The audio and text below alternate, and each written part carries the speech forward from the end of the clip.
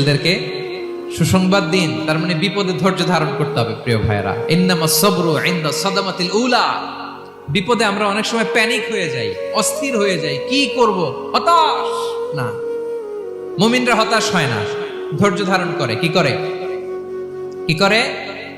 ধৈর্য ধারণ করার শক্তি দাও গো মেহেরবান আমায়, দাও গো মেহেরবান। পড়েন, ধৈর্য ধারণ করার শক্তি দাও গো মেহেরবান আমায়, দাও গো মেহেরবান। সবাই বলুন একসাথে, ধৈর্য ধারণ করার শক্তি দাও গো মেহেরবান আমায়, দাও গো মেহেরবান।